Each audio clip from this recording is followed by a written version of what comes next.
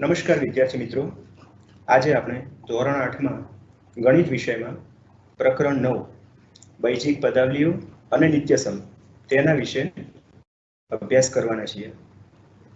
આ પ્રકરણનું જે નામ છે એમાં બે પદોનો સમાવેશ થયેલો છે, એક છે બૈજિક પદાવલી અને બીજું છે નિત્યસમ। એના ઉપરથી આપણે એટલું તો સમજી જ શકીએ કે આમાં આપણે બે અર્થગ્રહણ થાય છે। तो बैजिक तो आओ આપણે સૌ પ્રથમ જોઈએ કે પદાવલી એટલે શું।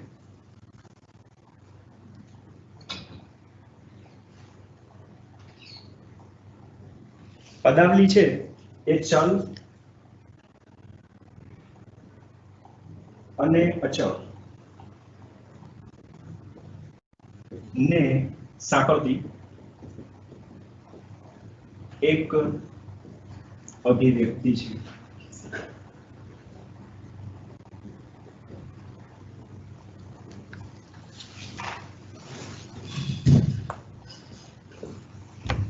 चल અને અચળ વિશેનો ખ્યાલ એ આની પહેલાના ધોરણોમાં તમે મેળવી ચૂક્યા હશો। આવો એનું પુનરાવર્તન કરીએ। હું અહીંયા એક ઉદાહરણ લખું છું, x + 6। અહીંયા જે ઉદાહરણ લખેલું છે એ છે x + 6। એમાં બે પદો છે, x અને 6। તો જે x છે એની કિંમત આપણે નથી જાણતા, માટે એને ચલ કહેવામાં આવે છે। અંગ્રેજીમાં તેને વેરિયેબલ તરીકે ઓળખવામાં આવે છે। બાજુમાં જે 6 લખેલા છે એને અચલ અથવા તો અચળ તરીકે ઓળખવામાં આવે છે। અંગ્રેજીમાં તેને આપણે કોન્સ્ટન્ટ કહીએ છીએ। ચલ અને અચળ એ બંને સાથે રાખીએ એટલે જે નિર્માણ થાય છે એને પદાવલી કહીએ છીએ। અહીંયા આપણને બીજો પણ એક પ્રશ્ન ઉદ્ભવે કે અહીંયા વચ્ચે વત્તા કરેલા છે તો શું હંમેશા વત્તા જ હોય? તો એનો જવાબ છે ના। ગણિતની અંદર જે બે ચિહ્નો છે વત્તા અને ઓછા, એ બે પૈકી તમે કોઈ પણ ચિહ્ન લઈ શકો છો। આપણે બીજું ઉદાહરણ આવું લઈએ, 2y - 3। અહીંયા તમે જોઈ શકો છો કે ચલ મેં બદલી નાખ્યો છે, ચલ તરીકે y છે અને અચળ તરીકે 3 છે। ખરા અર્થમાં સ્પષ્ટ રીતે કહીએ તો ઋણ 3 છે। આગળ જે નિશાની છે એને આપણે ધ્યાનમાં લેવી પડે। કેટલીક વખત એવી પણ પદાવલીઓ આપણા ધ્યાનમાં આવે છે જેમાં બે ચલ બિલકુલ પાસ પાસે લખેલા હોય। ઉદાહરણ તરીકે 5xy। આ જે પદાવલી છે, આ જે અભિવ્યક્તિ છે એની અંદર અચળ પદ છે જ નહીં, અને જે પદ એક પદ આપેલું છે એની અંદર કુલ બે ચલ છે, x પણ ચલ છે અને y પણ ચલ છે। તો એનો અર્થ એવો થાય કે પદાવલીમાં અચળ પદ ન હોય તો પણ ચાલે। અહીંયા તમારે અચળ પદ નથી એનો અર્થ એ રીતે પણ કાઢવાનો છે કે નથી પણ છે। કેવી રીતે? તો આપણે એક પુરવાર કરી શકીએ। કોઈ પણ સંખ્યાના સરવાળામાં હંમેશ માટે શૂન્ય આવેલો છે, એ આપણે સૌ જાણીએ છીએ। કોઈ પણ સંખ્યામાં શૂન્ય ઉમેરવાથી તે સંખ્યા પાછી મળે છે। તો એ અનુસાર 5xy એટલે 5xy + 0, તો જવાબ એનો 5xy જ મળે છે ફરીથી। તો અહીંયા તમારે અચળ તરીકે શૂન્ય પ્રાપ્ત થાય છે જો સમજવું હોય અને લખવું હોય તો। પરંતુ શૂન્ય આપણે સરવાળામાં લખતા નથી કારણ કે સરવાળામાં એનું કોઈ મૂલ્ય નથી હોતું, માટે આપણે શૂન્યને દૂર કરી શકીએ છીએ। તો સૌપ્રથમ આપણે પદાવલી કોને કહેવાય તેની સમજ મેળવી। હવે પદાવલીઓના પણ પ્રકાર છે, તો એ પ્રકારો વિશે વાત કરીએ। તો એનો પહેલો પ્રકાર છે એકપદી। આપણે પહેલા ત્રણેય પ્રકારોના નામ લઈ લઈએ, એકપદી, દ્વિપદી અને ત્રિપદી। હવે આની આપણે વાત કરવાની છે। તો એકપદી એટલે શું? જે પદાવલીમાં એક જ પદ આવેલું હોય તેને એકપદી કહેવામાં આવે છે।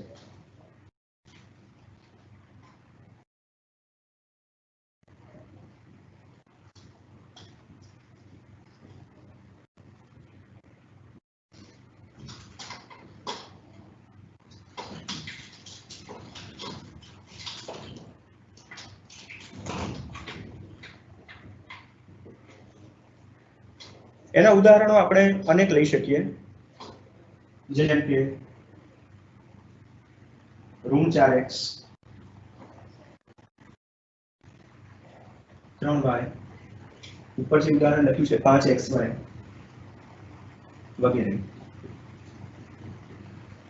આવા અનેક ઉદાહરણો એક પદીના હોઈ શકે. એક પદીમાં આપણે ખાસ કાળજી રાખવાની છે કે એક પદી એટલે જેમાં એક જ પદ હોય. તો અહીંયા એક જ પદ છે, એની સાથે વત્તા કે ઓછામાં બીજું કોઈ પદ નથી. આમાં પણ એક જ પદ છે અને આ ત્રીજામાં પણ એક જ પદ છે, તો એને એક પદી કહેવામાં આવે છે. બીજા નંબરે આપણે જોઈએ દ્વિપદી.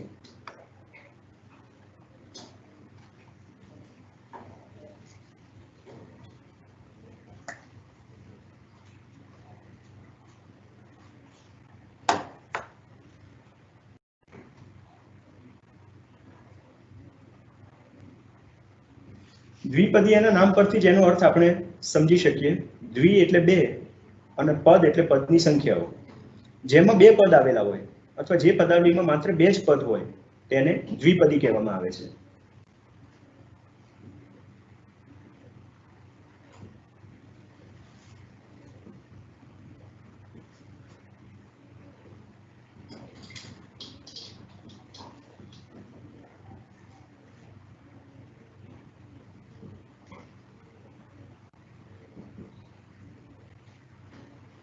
એના ઉદાહરણ પણ ઘણા બધા હોઈ શકે. આપણે એ પૈકી થોડા ઉદાહરણ લખવાનો પ્રયત્ન કરીએ. x - 2 1 - 3m આ પ્રકારની પણ પદાવલી અથવા તો દ્વિપદી હોઈ શકે. પદાવલી એ દ્વિપદી છે અહીંયા 1 - 3m. ત્રીજું ઉદાહરણ લઈએ x² - 4. આ બધા જે લખેલા છે એ દ્વિપદી છે. દ્વિપદીનો અર્થ ખાસ આપણે સમજી લઈએ. એની અંદર બે પદો હોય. આનું પહેલું પદ x છે, બીજું પદ 2 અથવા તો ઋણ 2 છે. આનું પહેલું પદ 1 છે, બીજું પદ 3m છે. પહેલું પદ x² છે, બીજું પદ 4 છે. પદમાં શું લખ્યું છે એનાથી વધારે આપણે એ કાળજી રાખવાની છે કે પદોની સંખ્યા કેટલી છે. જ્યારે આપણે પદાવલીના પ્રકારને ઓળખવો હોય ત્યારે આપણે પદોની સંખ્યા એ ગણી નાખવાની છે. હવે આપણે ત્રીજા નંબરની પદાવલી એટલે કે ત્રિપદી, જેનો અર્થ પણ એના નામ ઉપરથી સમજાય એવો છે. ત્રિ એટલે 3, જેમાં 3 પદ આવેલા હોય એને ત્રિપદી કહેવાય. જે અભિવ્યક્તિમાં અથવા જે પદાવલીમાં 3 પદો આવેલા હોય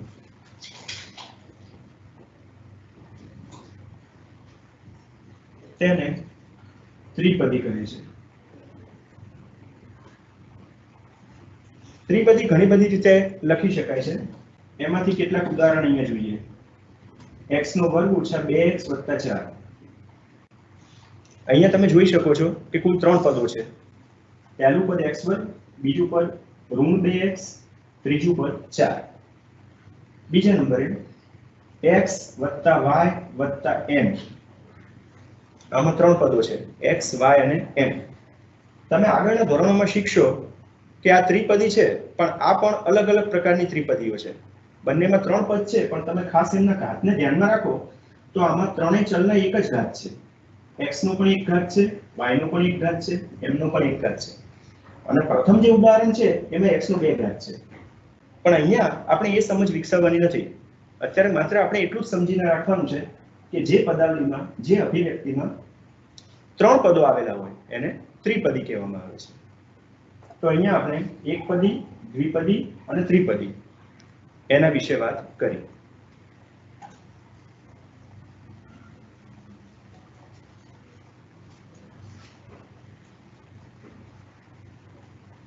હવે આપણે વાત કરીએ છીએ સહગુણક વિશે. સહગુણક એ ખૂબ જ અગત્યની બાબત છે. ગણિતમાં તેનું આગવું મહત્વ છે. સહગુણક.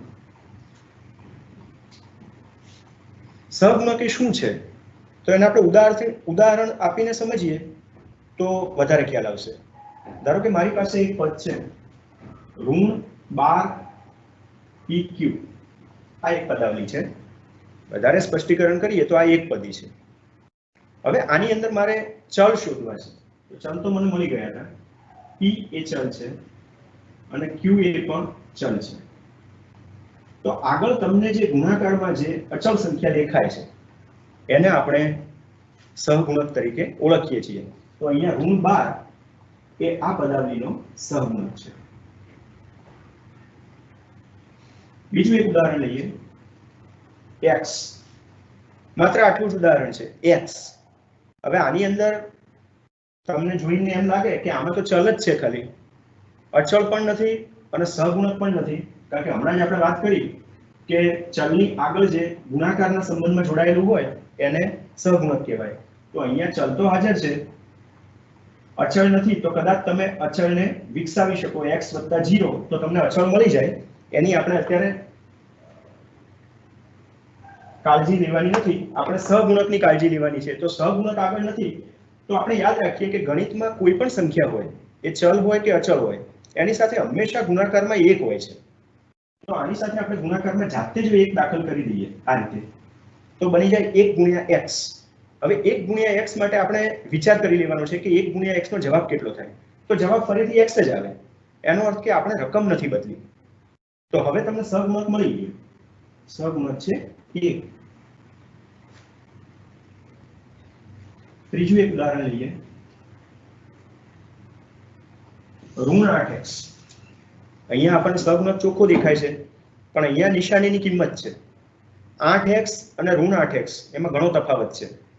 ધન 8 એ સંખ્યા રેખામાં જમણી તરફ છે અને ઋણ 8 એ સંખ્યા રેખામાં ડાબી તરફ છે. એટલે આનો સહગુણક થશે ઋણ 8 અથવા -8. ઋણ 8 એ સહગુણક છે અને x એ ચલ છે. આપણને એમ થાય કે દ્વિપદીનું ઉદાહરણ એક પણ નથી આપેલું, તો આપણે દ્વિપદીનું ઉદાહરણ લઈ લઈએ. m3 - 8. હવે આમાં આપણે સહગુણક લખવો છે.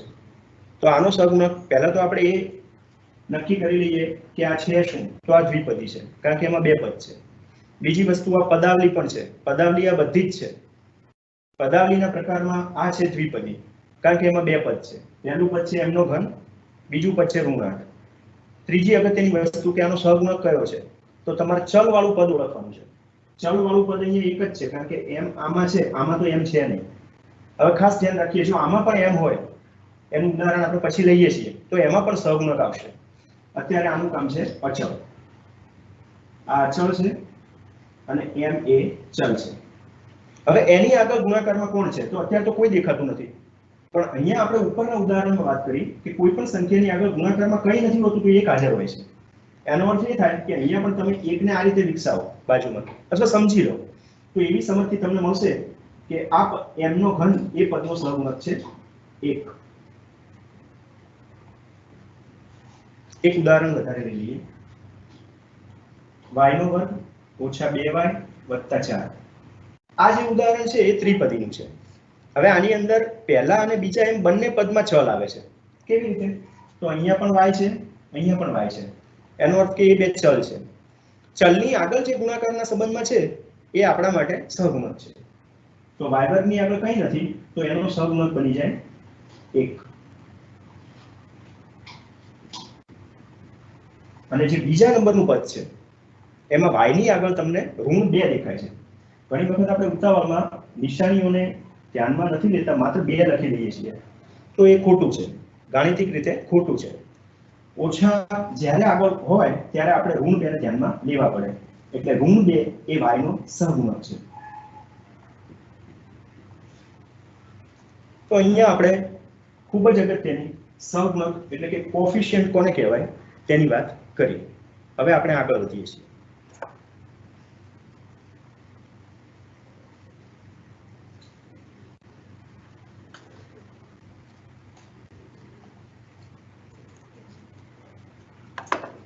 હવેનો મુદ્દો આપણે લઈએ છીએ બહુપદી.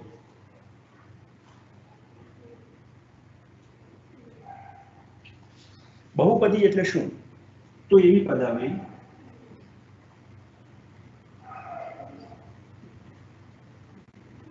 કે જેના કોઈ પણ પદના સહગુણકો શૂન્ય ન હોય અને સાથે સાથે બીજી પણ શરત છે, કોઈ પણ ચલના ઘાતાંક અનઋણ પૂર્ણાંક હોય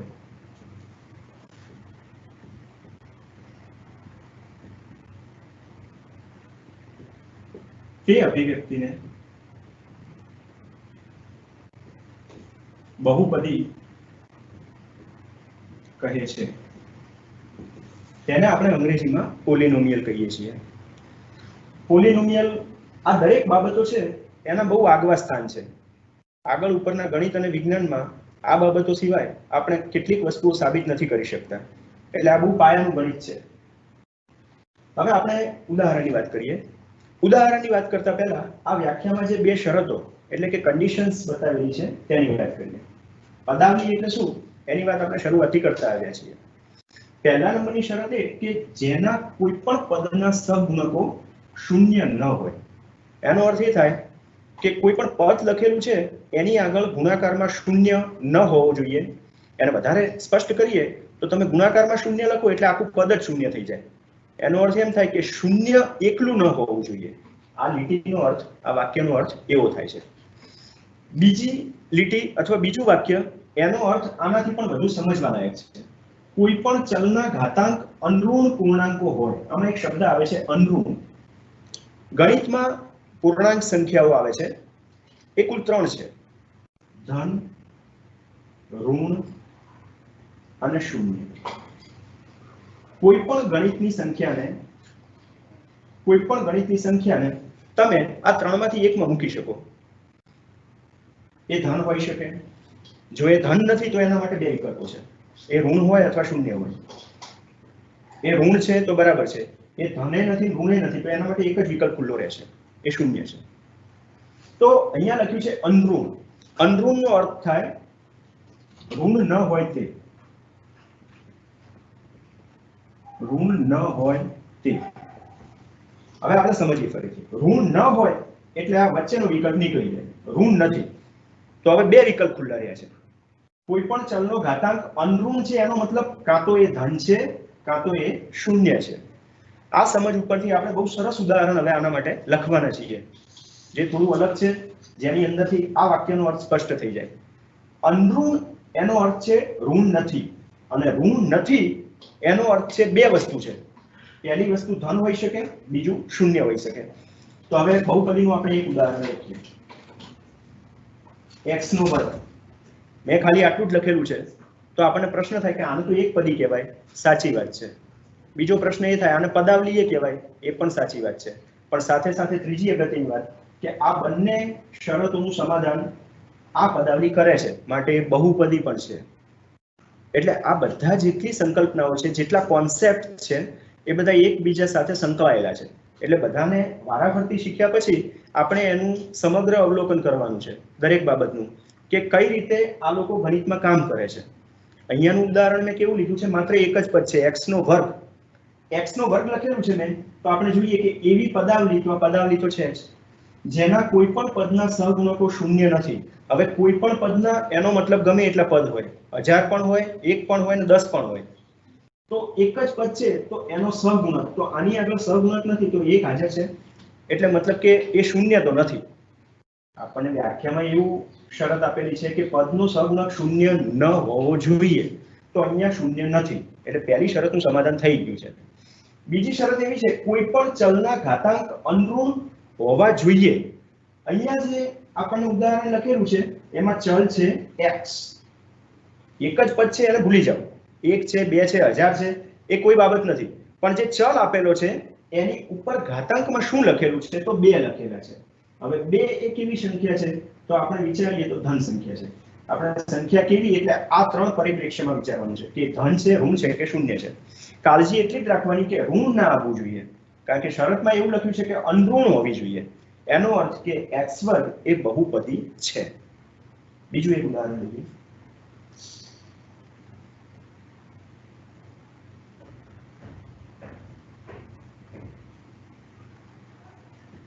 વર્ગમૂળમાં 3x + 1/5y - z.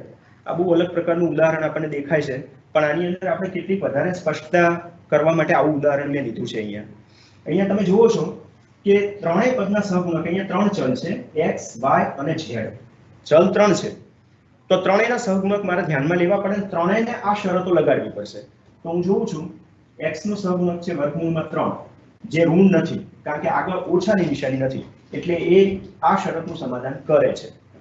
y ની આગળનો સહગુણક 1/5 છે.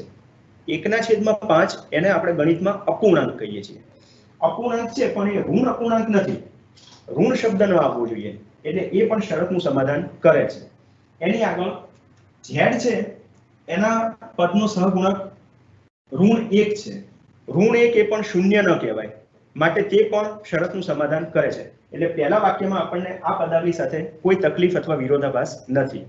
બીજું વાક્ય શું કહે છે? ચલનો ઘાતાંક અનઋણ પૂર્ણાંક હોવો જોઈએ. તો ચલ અહીંયા 3 છે, x, y અને z. ત્રણેયના ઘાતાંકોની વાત કરીએ.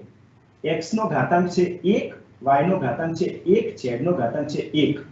1 એ ધન સંખ્યા છે, સૌથી નાની પ્રાકૃતિક સંખ્યા છે, પરંતુ એ ઋણ નથી, માટે આ અભિવ્યક્તિ એ બહુપદીમાં સ્થાન ધરાવે છે. હવે આપણે એક એવું ઉદાહરણ લખીએ જેમાં આપણે કંઈક વધારે વિચારવું પડે. y ઓછા 1/y. હવે જ્યારે આવું ઉદાહરણ આપણે લઈએ અને આપણને પ્રશ્ન એટલો જ કરવામાં આવે, અને જે આપણી એનસીઈઆરટી ની પાઠ્યપુસ્તકો છે એમાં આ પ્રકારના પ્રશ્નો પ્રયત્ન કરો, વિચારો એવા મથાળા હેઠળ મૂકેલા છે. y ઓછા 1/y એ બહુપદી છે કે નથી, અને પછી જો એવું લખેલું હોય કે સમજાવો, તો એના માટે તમારે આ શરતને ખાસ સમજવી જોઈએ. અહીંયા વાત કરીએ એ જ વાત ફરીથી. y લખેલો છે, તો y નો સહગુણક આપણે જોઈએ તો 1 છે. 1/y છે, એનો સહગુણક ઋણ 1 છે. એનો અર્થ કે સહગુણક તો શૂન્ય તો નથી. 1 એ ધન સંખ્યા છે, ઋણ 1 એ ઋણ સંખ્યા છે. એટલે આપણને પહેલી શરતનું સમાધાન અહીંયા થતું જોવા મળે છે. બીજી શરત છે એ કાળજીપૂર્વક આપણે સોલ્વ કરવાની છે, ઉકેલવાની છે. કોઈ પણ ચલના ઘાતાંક અનઋણ હોવા જોઈએ. અહીંયા y નો ઘાતાંક 1 આપણને દેખાય છે, જે ઋણ નથી, એટલે એ ચાલશે. પણ 1/y લખેલું છે, એમાં y છેદમાં છે ને 1 અંશમાં છે. તો હવે આપણે ઘાત અને ઘાતાંકને યાદ કરીએ. ધોરણ 7 માં ઘાત અને ઘાતાંક આવતું હતું. 1/y. તો જ્યારે કોઈ સંખ્યા છેદમાં હોય છે અને એને આપણે અંશમાં લઈ જઈએ, તો એનું ઘાત છે એ ઋણ થઈ જાય. એટલે y ની ઋણ 1 ઘાત. છેદમાં 1 ઘાત હતી, ઉપર લઈ ગયા તો ઋણ 1 થઈ ગઈ. હવે આ અભિવ્યક્તિ આપણને કેવી દેખાય? y ઓછા 1/y એના બદલે y ઓછા y ની ઋણ 1 ઘાત. હવે જે બીજા નંબરનું પદ છે એની અંદર આપણને આ વસ્તુ ખૂંચે. હવે જો તમે આ વાક્યને બરાબર સમજી ગયા હોય તો એમાં લખ્યું છે કોઈ પણ ચલનો ઘાતાંક ઋણ ન હોવો જોઈએ, અનઋણ હોવો જોઈએ, પણ અહીંયા ચલનો ઘાતાંક ઋણ છે. એમણે જે રકમ આપી છે ઉદાહરણમાં, એમાં ઋણ નહોતો, એમાં એમણે ધન કરીને આપ્યો, આપણને છેદમાં રકમ આપી છે, પણ તમે એનું પરિવર્તન કરો છો તો એ ઋણ થઈ જાય છે.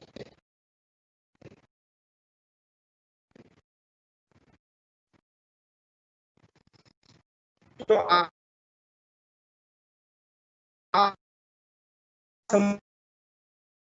સમજ આપણે એ નથી કેવી રીતે આવ્યું એનું સ્પષ્ટીકરણ જ્યારે આપણે સમજી જઈએ ત્યારે આપણે ગણિત શીખ્યા કહેવાય. તો અહીંયા આપણે બહુપદીની વાત કરી.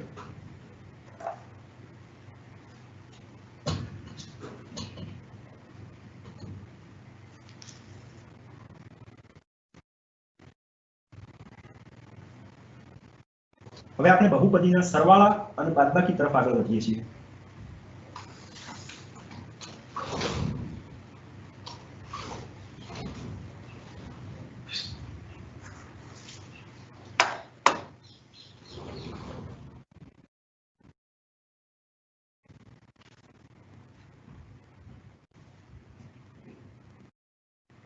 જેવા સરવાળા સંખ્યાના હોય છે એ પ્રમાણે બહુપદીના પણ હોય છે. તો એના માટે આપણે એક ઉદાહરણ લઈએ.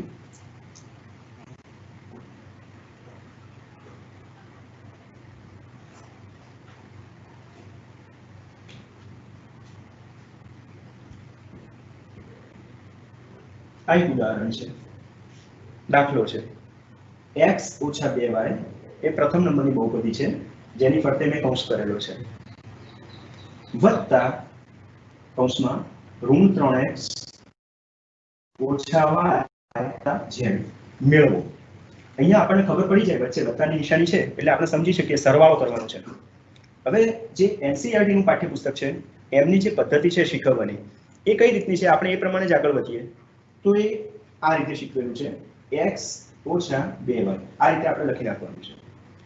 ત્યાર પછી જે બીજી પદાવલી છે અથવા બહુપદી છે એને આપણે આની નીચે લખવાની છે, પણ લખવાની પદ્ધતિમાં ખાસ ધ્યાન રાખવાનું છે કે જે ચલ છે એની નીચે એ જ ચલ, જેમ કે અહીંયા x છે તો પહેલું પદ x વાળું છે ઋણ 3x એ x ની નીચે લખવાનું છે.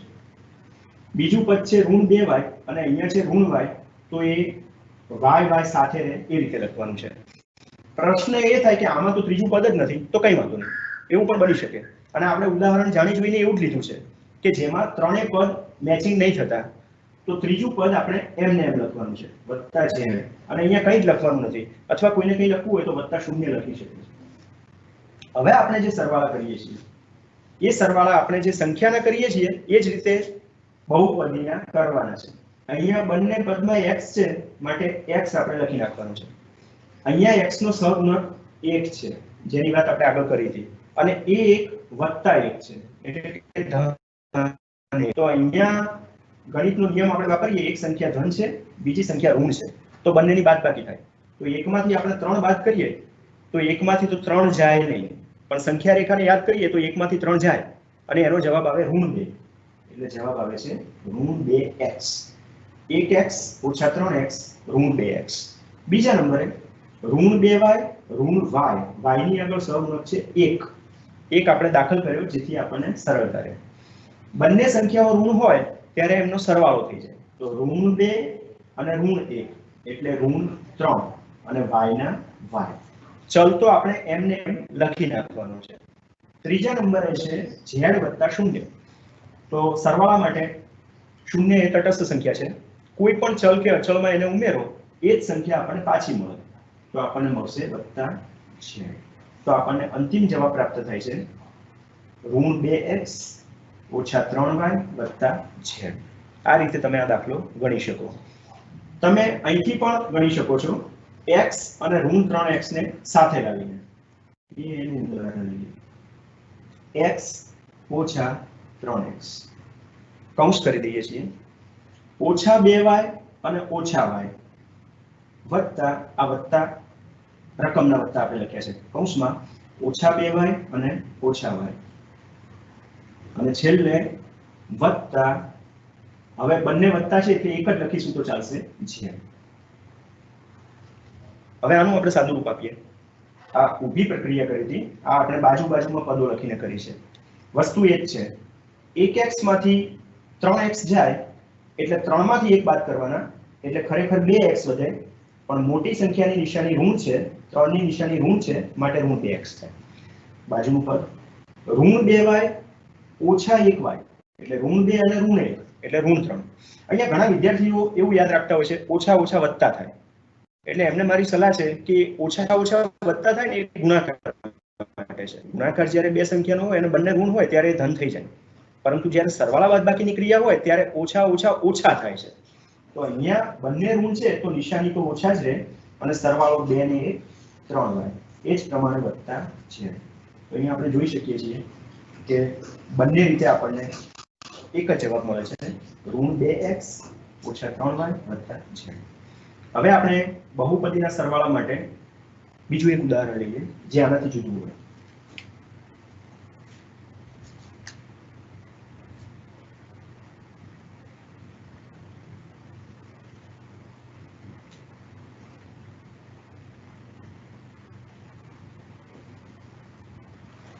સરવાળો કરો. અહીંયા બિલકુલ અલગ રીતે લખવાનો પ્રયત્ન કરેલો છે. પહેલું ઉદાહરણ લખ્યું હતું એમાં વચ્ચે વત્તાની નિશાની હતી, આમાં અલ્પવિરામ તો વત્તા આપણે જાતે લખવાના થાય છે, કારણ કે ઉપર સૂચનામાં લખેલું છે સરવાળો કરો એટલે આપણે વચ્ચે વત્તા મૂકી દઈએ તો આ અભિવ્યક્તિ આવી થઈ જાય x ઓછા 2 વત્તા 3 ઓછા y વત્તા xy વત્તા 5. હવે અહીંથી તમે આ બંનેમાંથી કોઈ પણ રીતે જઈ શકો છો, બંને રીતે તમને જવાબ પ્રાપ્ત થશે. હવે અહીંયા આપણે કેટલીક નવી વસ્તુઓની વાત કરવાની છે જે આ ઉદાહરણમાં વચ્ચે જ હું કરી લેવાનો છું. સૌથી પહેલા આની અંદર આપણે સરવાળો કરવા જઈએ તો ઘણા બધા વિદ્યાર્થીઓ એક ગૂંચવણમાં પડતા હોય છે. અહીંયા અચળો તો સ્પષ્ટ છે, ઋણ 2, 3 અને 5, એટલે એમના સરવાળા બાદબાકી તો કરી નાખે છે. પરંતુ જે ગૂંચવણ ઊભી થાય છે એ આ ચલમાં થાય છે. અહીંયા x લખ્યું છે, અહીંયા ઋણ y લખ્યું છે અને અહીંયા xy ભેગા લખેલા છે. તો હવે એમનો સરવાળો થાય કે ના થાય, થાય તો કેટલો થાય, આ બધા ઘણા બધા પ્રશ્નો પાયાના આપણા મનમાં ઉદ્ભવે છે. તો એનું સમાધાન કરવા માટે આપણે અહીંયા નવા બે શબ્દોની બાજુમાં સમજ મેળવી લઈએ. એ ખરેખર તો પુનરાવર્તન છે અને એમનું નામ છે સજાતીય પદો, સજાતીય પદો અને બીજું છે વિજાતીય પદો. હવે શીખવાનું એ રહે છે કે સજાતીય કોને કહેવાય અને વિજાતીય કોને કહેવાય. સજાતીય પદો એટલે જેમાં બંને ચલ સમાન હોય એને સજાતીય કહેવાય અને જેમાં બંને પદો જુદા જુદા હોય એને વિજાતીય કહેવાય. તો અહીંયા આપણે નિરીક્ષણ કરીએ તો x છે એમાં y નથી કોઈ જગ્યાએ, y છે એ માત્ર y છે એમાં x નથી, અને xy છે એ x અને y ગુણાકારમાં છે એટલે એને x પણ ના કહેવાય અને y પણ ના કહેવાય, એને માત્ર xy કહેવું પડે. તો મારે એમ કહેવું છે કે x વાળું આખી રકમમાં એક જ પદ છે એટલે એનું સજાતીય પદ આમાં નથી, માટે એનો સરવાળો ન થાય, તો x ના x આવશે. y વાળું પદ છે એ એક જ છે, ઋણ y, એકલા y વાળું આખી રકમમાં જોતા કોઈ પદ નથી, માટે એને આપણે યથાવત રાખીએ ઋણ y.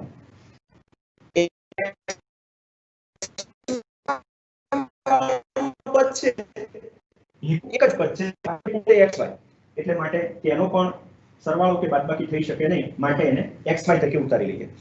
જે સંખ્યાઓ વધી છે એને આપણે મૌખિક રીતે ગણવાનો પ્રયત્ન કરીએ.